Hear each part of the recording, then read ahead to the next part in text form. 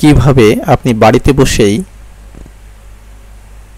আপনার সঞ্চয়পত্রের রিটার্নটা আপনি জমা দিতে পারবেন, অনলাইনে জমা দিতে পারবেন। কোনো উকিল লাগবে না, কোনো অ্যাডভোকেট লাগবে না, কারো সহায়তা লাগবে না। আপনি নিজেই আপনি বাড়িতে বসে আপনার সঞ্চয়পত্রের রিটার্নটা দিতে পারবেন, কারো কোনো সহযোগিতা ছাড়াই।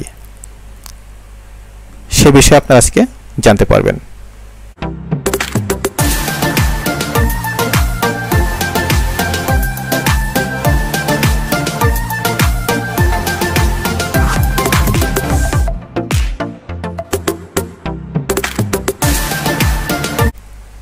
ডিয়ার ভিউয়ার্স, আসসালামু আলাইকুম।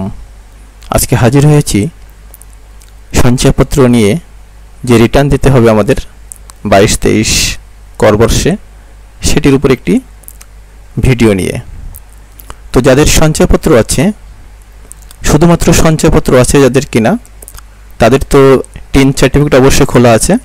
তো সেক্ষেত্রে আপনাদের টিন যখন করা হয়েছিল তখন অবশ্যই আপনার প্রত্যেক বছর একটি রিটার্ন দিতেই হবে। আপনার অন্য কোনো ইনকাম থাক আর না থাক, যেহেতু আপনি সঞ্চয়পত্র ক্রয় করেছেন, সঞ্চয়পত্র ক্রয়ের জন্য আপনি সেখান থেকে যে ইন্টারেস্টটা পাচ্ছেন, মুনাফাটা পাচ্ছেন, সেই মুনাফার জন্য আপনাকে একটা রিটার্ন দিতেই হবে।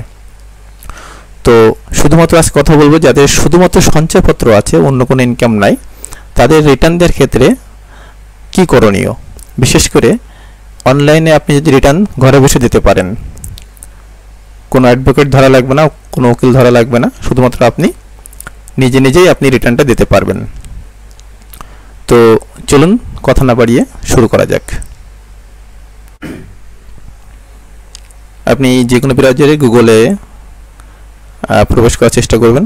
এখানে এসে লিখবেন ই রিটার্ন।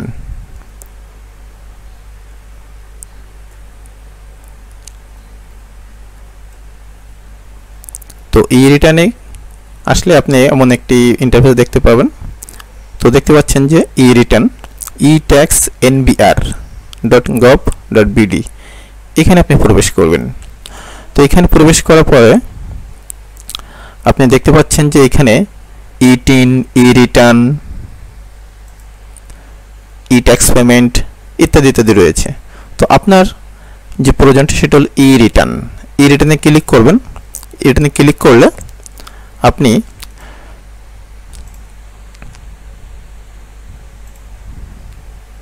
এমন একটি ইন্টারফেস দেখতে পাবেন। তো যাদের এখানে সাইন আপ করা নেই, তারা সাইন আপ করে নেবেন ঠিক এইভাবে। রেজিস্ট্রেশন ক্লিক করবেন, করে এখানে আপনার যে টিন নাম্বারটা আছে এখানে দিবেন, আপনার ফোন নাম্বারটা দিবেন। এখানে একটি প্রশ্ন থেকে যায় যে সেটা কোন ফোন নাম্বারটা দিব। এখানে আপনি যখন টিন খুলেছিলেন তখন যে আপনার ফোন নাম্বার দিয়েছিলেন সেটা দিলে ভালো হয়। যদি সেটা না দিতে পারেন সমস্যা নেই, আপনার একটি ভেরিফাইড একটা ফোন নাম্বার আপনি দিবেন, অর্থাৎ আপনার অ্যাক্টিভ একটি ফোন নাম্বার আপনার নিজের নামে যেটা করা আছে সেটা দিয়ে এখানে যে পাসওয়ার্ড ক্যাপচা আছে ক্যাপচাটা দিবেন, হুবহু যে ক্যাপচা আছে ক্যাপচাটা দিবেন, দিয়ে ভেরিফাই দিলে আপনার অ্যাকাউন্টটা হয়ে যাবে। আপনি সাইন ইন করার পরে ঠিক এমন একটি ইন্টারফেস দেখতে পাবেন। তো এখানে আপনাকে রিটার্ন দেওয়ার জন্য রিটার্ন সাবমিশন, ট্যাক্স রেকর্ড, এখানে আপনার টিন সার্টিফিকেট রয়েছে, tin certificate, tax certificate, acknowledgement ইত্যাদি, ভেরিফিকেশন স্লিপ সব কিছু পাবেন এখানে, চালান। তো আমরা প্রবেশ করছি রিটার্ন সাবমিশনে। রিটার্ন সাবমিশনে প্রবেশ করার পরে আপনারা কিভাবে এখন রিটার্নটা জমা দিবেন। যেহেতু আমাদের শুধুমাত্র সঞ্চয়পত্র রয়েছে, সঞ্চয়পত্রের জন্য কিভাবে আমরা রিটার্নটা জমা দিতে পারি। তো প্রথমে দেখে নিচ্ছি আমরা এখানে ইউনিভার্সাল সেলফ, এখানে কিছুই করার নেই, ইউনিভার্সাল সেলফ দিতে হবে 22-23 অ্যাসেসমেন্ট ইয়ার, অর্থাৎ করবর্ষ। আপনার ইনকাম ইয়ারটা হলো 1/7/21 থেকে 30/22, এটা পরিবর্তন করার কোনো সুযোগ নেই, আপনার করার দরকার নাই। Any taxable income in the above mention income ইয়ার, আপনার আর কোনো ট্যাক্সেবল ইনকাম আছে কিনা। তো আমরা ধরে নিলাম যে আমার আর কোনো ট্যাক্সেবল ইনকাম নাই। একটা পপআপ মেনু চাচ্ছে যে আসলে আমাদের আর কোনো আছে কিনা, আমরা ইয়েস করে দিলাম। ও মনে হয় এখানে ডাটা অলরেডি দেওয়া আছে, এই যে। আচ্ছা, এখানে একটু ক্লিয়ার করি, সেটি হলো যে আমার যদি কোনো ইনকাম না থাকে তাহলে যেমন ডান পাশে টিক মারা আছে অলরেডি, তো আমরা এখান থেকে তার আগে একটু ডান পাশে এই জিনিসটা আমাদের করে আসতে হবে, যেমন আমাদের কিসের এগেনস্টে আমরা দিচ্ছি রিটার্নটা, স্যালারিজ, ইন্টারেস্ট অন সিকিউরিটিজ। তো আমাদের যেহেতু সঞ্চয়পত্র, তো আমাদের এই জায়গাটা আমাদের ক্লিক করতে হবে, ইন্টারেস্ট অন সিকিউরিটিজ, অর্থাৎ আপনার সঞ্চয়পত্র। এই জন্য এখানে ইয়েস দিতে হবে, এনি ট্যাক্সেবল ইনকাম, অর্থাৎ আমাদের যে কোনো একটি আয়ের খাত আমাদের দেখাতে হবে। এখানে আমরা ইয়েস দিলাম। Any income which is fully exempted from tax, আমরা নয় থাকলো এখানে by default, income which is fully exempted, না সম্পূর্ণ তো আমাদের এক্সেম্পটেড না, আমাদের কিছুটা ইন্টারেস্ট পেয়েছি। আচ্ছা, রেসিডেন্ট স্ট্যাটাস রেসিডেন্ট। আচ্ছা, ডান পাশে একটু দেখিয়ে আসি আমরা, এখানে টিক মারা থাকবে interest on securities, any income from the following source, আমরা আর কোনো জায়গা থেকে কিছুই নাই, দরকার নেই আমার, এখানে আমরা সেভ অ্যান্ড কন্টিনিউ ক্লিক করলাম। এরপরে হ্যাঁ, লোকেশনটা দিতে হবে, যেমন এখানে রয়েছে Dhaka north city, Dhaka south city, Chittagong city corporation, other city corporation. তো যেহেতু আমি কোনো সিটি কর্পোরেশনের মধ্যে পড়ি না, তো আমরা এনি আদার দিতে পারি। আমি claim tax rebate for investment, অবশ্যই আমরা ট্যাক্স রিবেটের জন্য ক্লেম করব। Share holder, director of the company, no. Gross wealth over 40 lakh টাকা, আমাদের অবশ্যই এটা কম আছে, 40 লাখ টাকা নিচেই আছে আমাদের। কোনো মোটর কার নাই আমাদের, যেহেতু আমাদের সঞ্চয়পত্র দেবে শুধুমাত্র। Have house property in any city corporation, no. IT 10B is not mandatory, still want to submit, আমরা ইয়ে দিয়ে রাখলাম। আইটি 10Bটা পরে নিয়ে কথা বলছি, এই যে আইটি 10B, এই আইটি 10Bটা আমরা পরে নিয়ে কথা বলছি, সামনে ধাপে যেতে পারি আমরা। আপনারা যখন পূরণ করবেন তখন একবার না দেখে 2 বার 3 বার দেখুন, তাহলে আপনাদের ভুল হবে না। এরপরে আমরা আসলাম ইনকামের একটা পার্টে। এখানে ইন্টারেস্ট অন সিকিউরিটিজ টাইপ, আমরা কি ধরনের সিকিউরিটিজ আমরা এখানে ক্রয় করেছি। যে সঞ্চয়পত্র, যেহেতু আমরা আগের ধাপে দেখেন এই অ্যাসেসমেন্টে দেখে আসছিলাম, আমরা শুধুমাত্র সঞ্চয় সিকিউরিটিজ শো করেছিলাম, এই জন্য এখানে আমাদের শো করেছে সঞ্চয়পত্র, বন্ড, অন্য কোনো সিকিউরিটিজ আছে কিনা। তো সঞ্চয়পত্র আদার দেন পেনশনার, সঞ্চয়পত্র পেনশনার, তো আমি অবশ্যই পেনশনার না, আদার দেন পেনশনার। ক্লিক করার পরে দেখেন এখানে রেজিস্ট্রেশন নাম্বার, এখানে registration number, issue date, value, gross interest, tax deducted at source. তো ধরে নিলাম যে আমাদের এই রেজিস্ট্রেশন নাম্বারটা আমরা একটা দিয়ে দিলাম, ইস্যু ডেটটা আমাদের দিয়ে নিলাম, ধরে নিলাম যে জুন মাসের 16 তারিখ আমাদের ইস্যু ডেটটা নিলাম, ভ্যালু ধরলাম আমরা 4 লাখ টাকা। গ্রস ইন্টারেস্ট ধরলাম আমরা যে আবার পেয়েছি 26,000 টাকা, বেশিও পেতে পারি কমও পেতে পারি। আর আমার ট্যাক্স কেটে নিয়েছে, ধরে নিলাম যে আমরা 2600 টাকা। তো এটাই ভ্যালুটা জায়গায় দিতে হবে, আপনার টোটাল যে টাকা দিয়ে আপনি সঞ্চয়পত্রটা কিনেছেন, গ্রস ইন্টারেস্ট আপনি এক বছরে কতটুকু ইন্টারেস্ট পেয়েছেন, আর ট্যাক্স ডিডাক্ট এট সোর্স আপনি কত টাকা আপনার ট্যাক্সটা কেটে নিয়েছে। এটা পাবেন কোথায়? এটা আপনারা যখন বাংলাদেশ ব্যাংকে থেকে অথবা যে কোনো ব্যাংক থেকে, যেখান থেকে আপনি, বিশেষ করে বাংলাদেশ ব্যাংক থেকেই যখন আপনি সঞ্চয়পত্র ক্রয় করেছেন, তখন ওখান থেকে আপনার এই প্রিভিয়াস ইয়ারের একটা প্রত্যয়নপত্র দিবে তারা, যে আপনার কত টাকা ইন্টারেস্ট পেয়েছেন, কত টাকা ট্যাক্স কেটে নিয়েছে। আপনারা চাইলে আপনার এনআইডি কার্ড নাম্বার, এনআইডি নাম্বারটা দিলে অথবা আপনার রেজিস্ট্রেশন নাম্বারটা দিলে তারা আপনাকে একটা সার্টিফিকেট দিয়ে দেবে 1-2 মিনিটের মধ্যে। আপনার যদি আরও সঞ্চয়পত্র থাকে তো দেখেন এখানে অ্যাড করতে পারবেন, আপনার একাধিক সঞ্চয়পত্র থাকলে এখানে অ্যাড করতে পারবেন। এই যে আপনি পর্যায়ক্রমে এখানে অ্যাড করতে পারবেন একাধিক। তো যেহেতু আমাদের একটা, তো আমরা সেটা নিয়ে আমরা 7 কন্টিনিউ ক্লিক করলাম। পরের ধাপে গেলাম, আমাদের রিবেটের জায়গাটা দেখেন, আমাদের life insurance premium, deposit, pensioner, DPS, approve, saving certificate, আমাদের যা যা আছে আপনি ক্লিক করতে পারেন। আমাদের যা যা আছে আপনার সেখান থেকে আপনারা চেক করে দিতে পারেন। ডিপিএস দিলে ডিপিএস এর জন্য কী কী আছে এখানে দেখেন, ব্যাংকের নাম, অ্যাকাউন্ট নাম্বার, ডিপোজিট অ্যামাউন্ট। তবে ডিপিএস এর ক্ষেত্রে সর্বোচ্চ আপনি যেমন আপনি মনে করেন যে 50 লাখ টাকা ডিপিএস করলেন,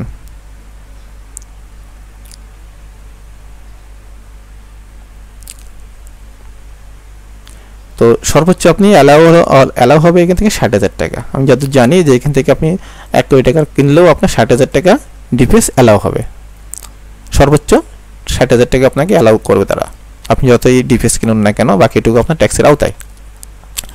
তো আসেন এবার, অর্থাৎ এখানে আপনি যে রিবেটটা পাবেন আপনি 60,000 টাকা পর্যন্ত আপনি রিবেটটা পাবেন। আপনার অন্য যা যা আছে আপনি দেখে নেবেন এখানে।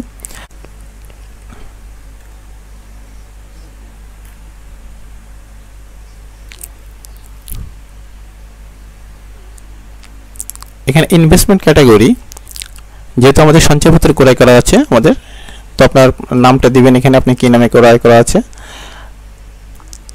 আপনার রেজিস্ট্রেশন নম্বরটা দেবেন ওখানকার সঞ্চয়পত্রের, ইস্যু ডেটটা দেবেন আর একবার। যেহেতু আমরা এখানে ইনকামে দিয়ে আসছেন, এখন আমরা রিবেট চাচ্ছি কোনটার উপরে, খেয়াল করবেন আমরা আগে জমা দিয়েছি ইনকামের উপরে, এই যে 4 লাখ টাকা আমরা জমা দিয়েছি ইনকামে। এখন আমরা রিবেট চাচ্ছি কোন টাকাটার উপরে, রিবেট চাচ্ছি ধরে নেন যে আপনি ওই একই রেজিস্ট্রেশন নম্বর দিতে হবে এখানে, একই ইস্যু ডেট দিতে হবে, এবং ইনভেস্টমেন্ট কত টাকা ছিল আমার 4 লাখ টাকা, সেই 4 লাখ টাকা দিলাম। এখানে আপনি অ্যাড করতে পারবেন, এই যে একাধিকভাবে অ্যাড করতে পারবেন। অ্যাপ্রুভ সেভিংস সার্টিফিকেট, অর্থাৎ সঞ্চয়পত্র নিয়ে আমরা কথা বলছি, যেহেতু আমাদের শুধু সেভিংস সার্টিফিকেট নিয়ে। তো এখানে দেখেন টোটাল অ্যাকচুয়ালি ইনভেস্টমেন্ট আমার 4 লাখ টাকা, আর রিবেট পাবো আমি 4 লাখ টাকার উপরেই আমরা রিবেট পাওয়ার জন্য আবেদন করছি। তো আসেন 7 কন্টিনিউ ক্লিক করি, চলে যাচ্ছি পরের ধাপে।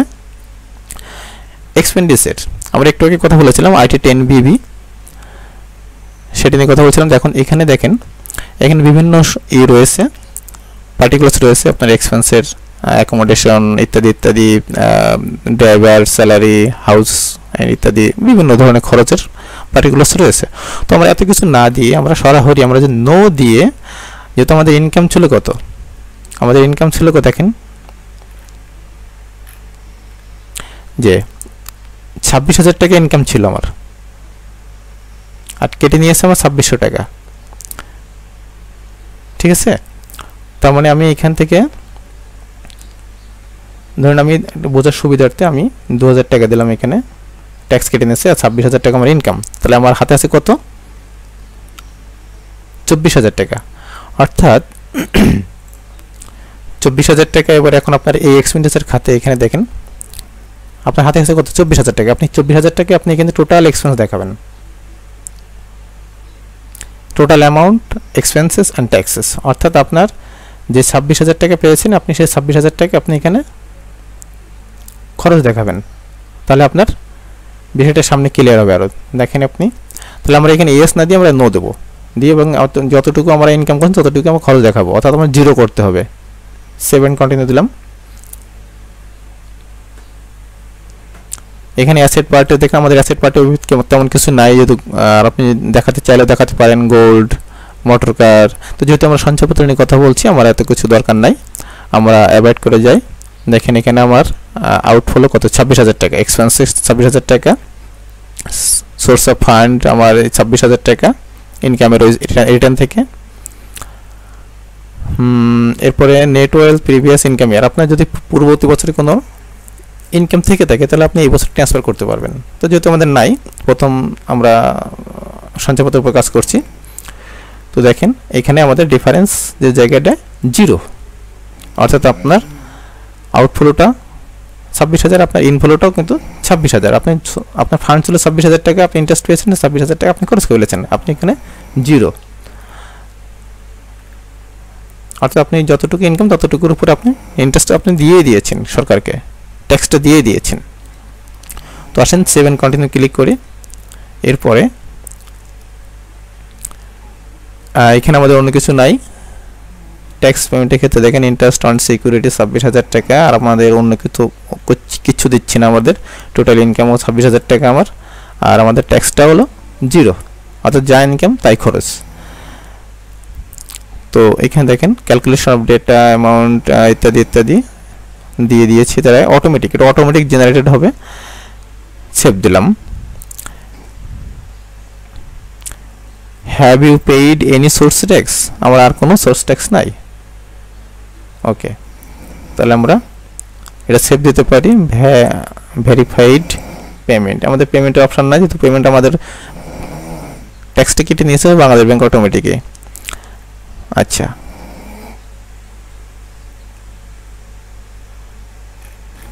আমরা কোন পার্টে ছিলাম? Tax and return. আমরা এটা সেভ দিয়ে দিই। সেভ দেওয়ার পরে দেখেন আমরা রিটার্ন ভিউতে যাব। এবার রিটার্ন ভিউতে যেয়ে দেখেন আপনি এখানে সব কিছু যাবতীয় দেখতে পাচ্ছেন, এখানে কি কি আছে আপনার তথ্যগুলো সব কিছু এখানে সব কিছু দেখতে পাবেন। এখানে আপনার কতটুকু ইনকাম ছিল, এই যে সেই 26,000 টাকা, এই যে ইন্টারেস্ট অন সিকিউরিটিস আপনার খরচ হয়ে গেছে আপনার সেই 26,000 টাকা, ইন্টারেস্ট পেয়েছেন 2600 টাকা, সরি ট্যাক্স কেটে দিয়েছিল আপনার 2600 টাকা, সেটা দেখাচ্ছে এখানে। পার্ট 2 তে দেখাচ্ছে এখানে অটোমেটিক জেনারেট হয়ে গেছে। এই আইটি 10BB। তো দেখেন ভেরিফিকেশন অন সিগনেচার, অটোমেটিক ডেটগুলো জেনারেট হয়ে যাবে, এখানে আপনার কিছু করা লাগবে না। এখন আপনি যে কাজটা করবেন সেটি হলো অটোমেটিক জেনারেট হয়ে গেছে। এই যে ভেরিফিকেশন, এই ভেরিফিকেশনের টিক মার্ক দিয়ে আপনি সাবমিট রিটার্ন, আপনার দায়িত্ব শেষ। অর্থাৎ এটা নিয়ে নতুন করে আপনাকে আর এসে যেতে হবে না, ট্যাক্স অফিসে যেতে হবে না, আপনি অনলাইনে রিটার্নটা জমা দিতে পারবেন। কীভাবে ঘরে বসে আপনার অনলাইনে রিটার্নটা জমা দিতে পারবেন সেটা আপনাকে জানতে পারলেন। এখন আপনি এখানে সাবমিট রিটার্ন দিলে আপনার কাজ ওকে। তো এই ছিল আজকের মতো, ধন্যবাদ জানাচ্ছি সবাইকে আরও একবার।